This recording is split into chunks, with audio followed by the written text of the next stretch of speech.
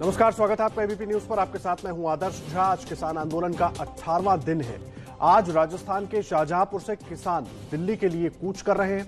ऐसा माना जा रहा है कि संडे यानी आज के दिन दिल्ली को सील करने की तैयारी है। अलग अलग जगह से हम आपको बॉर्डर दिखा रहे हैं। चिल्ला बॉर्डर पर हालांकि राजनाथ सिंह के आश्वासन के बाद वहां से किसान हट गए। उन्होंने एक तरफ की सड़क खाली कर दी ताकि ट्रैफिक को आवाजाही के लिए जगह मिल सके।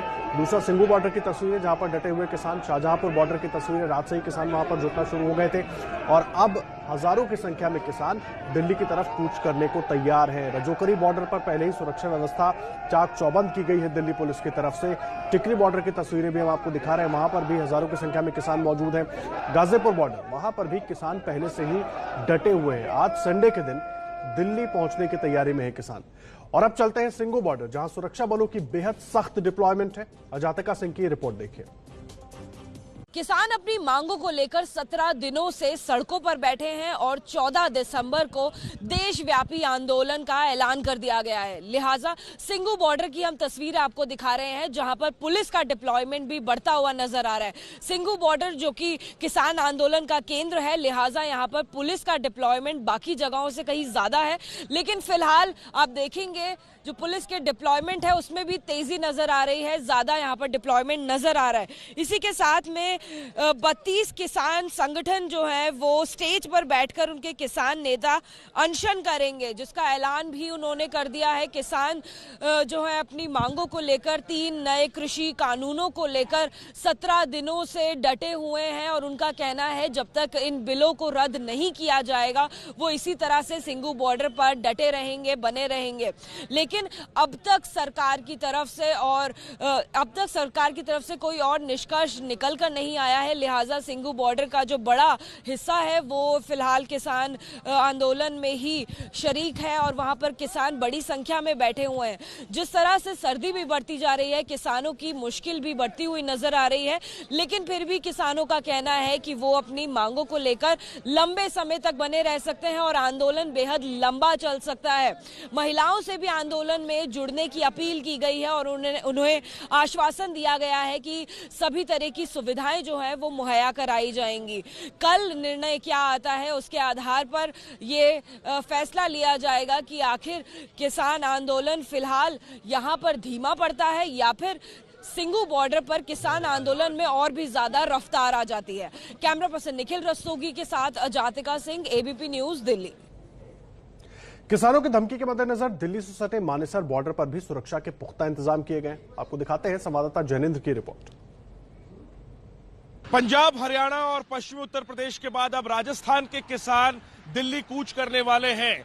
दिल्ली की सीमा पर किसानों के आंदोलन का 18वां दिन है और आज रविवार को 18वें दिन राजस्थान और उनके साथ हरियाणा के किसान जयपुर दिल्ली हाईवे के रास्ते दिल्ली कूच करेंगे। हम इस वक्त उसी हाईवे पर मौजूद है। मानेसर ये जगह है, जयपुर से ये सड़क जो है वो दिल्ली जाती है। दिल्ली इस जगह से तकरीबन 30 किलोमीटर दूर है और किसानों के जत्थे को रोकने के लिए, किसानों के दिल्ली कूच को रोकने के लिए इस सड़क पर जगह जगह कड़ा बंदोबस्त नजर आ रहा है सुरक्षा बलों का। इस वक्त हम मानेसर में जिस जगह पर हैं, तस्वीरों में आप देखिए बड़ी संख्या में यहाँ पर हरियाणा पुलिस के जवान नजर आ रहे हैं और जो इंतजाम है किसानों की गाड़ियों को रोकने के लिए, किसानों को रोकने के लिए, वो तस्वीर में हमारे कैमरा पर्सन जितेंद्र जी आपको दिखाएंगे। देखिए कैमरा जैसे ही पैन होगा आपको ये बड़े बड़े ये डिवाइडर आपको नजर आएंगे। ये डिवाइडर दरअसल किसानों की गाड़ियों को, ट्रैक्टरों को रोकने के लिए है। इसके अलावा डिवाइडर के अलावा बैरिकेड भी हम बड़ी संख्या में यहाँ पर देख सकते हैं। और इसके बाद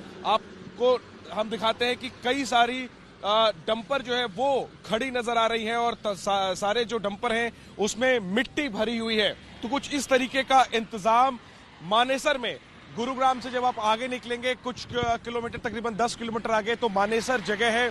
मानेसर में ये इंतजाम है और इसके आगे खेड़की टोल है, वहां पर भी पुलिस या बंदोबस्त है, सुरक्षा बल वहां पर भी बड़ी संख्या में। और इसके अलावा रजौकरी बॉर्डर जो गुरुग्राम और दिल्ली का बॉर्डर है, तो कुल मिलाकर के दिल्ली की सीमा से सटे दिल्ली जयपुर रोड पर कुल 3 जगह पर किसानों के जत्थे को रोकने के लिए सुरक्षा के इंतजाम हैं। सबसे पहला जो है वो मानेसर में है, इसके अलावा मानेसर के आगे टोल है वहां पर है और फिर रजौकरी में है। हालांकि जिस जगह से किसानों को चलना है वो जगह यहाँ मानेसर से तकरीबन 60 किलोमीटर और आगे है।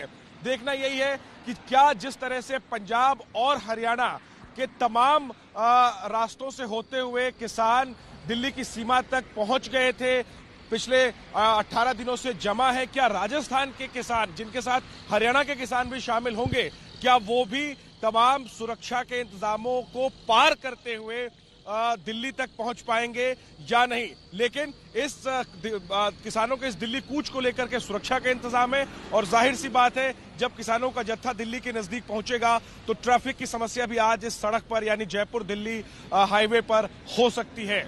कैमरा पर्सन जितेंद्र के साथ जैनेंद्र, एबीपी न्यूज, मानेसर, गुरुग्राम। किसानों को दिल्ली में प्रवेश करने से रोकने के लिए पुलिस ने कड़े इंतजाम किए हैं। 3 स्तरीय सिक्योरिटी लगाई गई है। रजौकरी के पास पुलिस ने कटीले तारों की बैरिकेडिंग लगाई है, साथ ही मिट्टी के डंपर भी रखे गए हैं। संवाददाता वरुण की रिपोर्ट देखिए वहां से। किसान तीनों कानूनों को रद्द करने पर अड़े हुए हैं और सरकार भी पूरी तरीके से झुकने को तैयार नहीं। हल निकलेगा तो निकलेगा कैसे?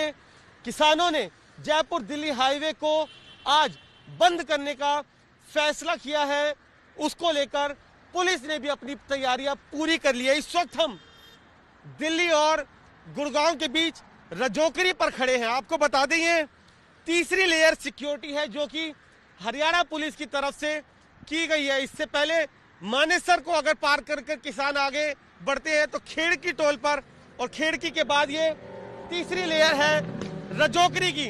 अगर इसे किसानों ने पार किया तो वो दिल्ली में दाखिल हो जाएंगे। इसी को लेकर यहां पर भी आप देख सकते हैं चारों तरफ आपको कटीले तारों वाले बैरिकेड्स सैकड़ों की संख्या में नजर आएंगे। पुलिस फोर्स की जो डिप्लॉयमेंट है वो चारों तरफ की गई है। रिजर्व पुलिस फोर्स भी यहां पर लगाई गई है, आप देख सकते हैं। और सामने अगर कैमरामैन दिखाएंगे तो आपको बड़ी बड़ी क्रेन्स और डंपर यहां पर नजर आएंगे जो कि मिट्टी से भरे हैं। कुछ इसी तरह के इंतजाम सिंगू बॉर्डर पर, टिकरी बॉर्डर पर भी दिल्ली पुलिस ने किए थे और वही जो अरेंजमेंट्स है वो गुड़गांव पुलिस की तरफ से किए गए। हालांकि किसानों की तरफ से साफ किया गया है कि पुलिस उन्हें जहां पर रोकेगी वो रुक जाएंगे, जबरदस्ती नहीं करेंगे। तो इस बात की उम्मीद है कि किसान यहां 2 बैरियर को तोड़कर पहुंच पाए। उम्मीद बिल्कुल ना के बराबर है। फिलहाल जो हाईवे है आप देख सकते हैं किस तरह से सरपट गाड़ियां दौड़ रही है। ट्रैफिक मूवमेंट इस वक्त बिल्कुल दुरुस्त है दिल्ली गुड़गांव हाईवे पर, लेकिन पुलिस ने अपनी तरफ से कमर कस ली है, तैयारियां पूरी कर ली है किसानों के बंद के आह्वान को देखते हुए। कैमरामैन रबीश के साथ Varun Jain, ABP news, Rajokri, Delhi Gurugram border. Delhi के बॉर्डर पर किसान डटे हैं, लेकिन राजनाथ सिंह की अपील के बाद किसानों ने चिल्ला बॉर्डर से आवाजाही की अनुमति दे दी है। बॉर्डर के एक ओर किसान अब भी बैठे हैं, लेकिन रास्ता खुल गया है जिससे लोगों को बड़ी राहत मिलेगी। इलाका आजमी की रिपोर्ट देखिए।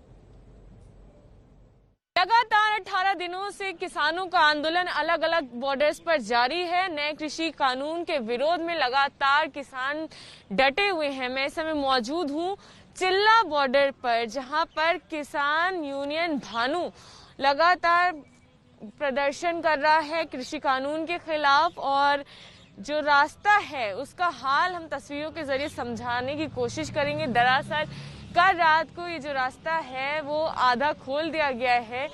नोएडा से दिल्ली आने वाला जो रास्ता है वो कई दिनों से बंद चल रहा था यहाँ पर, क्योंकि प्रदर्शन जारी था। वहीं अगर बात करें दिल्ली से नोएडा आने के लिए रास्ता साफ था, वो लेन खुली हुई थी और उस पर आवाजाही हो रही थी, लेकिन इस लेन को कल रात को ही खोला गया है। कृषि कानून को रद्द करने की मांग पर अड़े किसान जहां पीछे हटने को तैयार नहीं है, तो वहीं किसानों को मनाने के लिए सरकार ने अब कई मोर्चों पर काम शुरू कर दिया है। कल से सरकार 100 से ज्यादा जगहों पर देश भर में किसान चौपाल का आयोजन करने जा रही है। कृषि कानून समझाने सरकार किसानों के द्वार। आज भारत के किसानों के पास अपनी फसल मंडियों के साथ ही बाहर भी बेचने का विकल्प है। 100 चौपाल से होगा किसानों का मन परिवर्तन।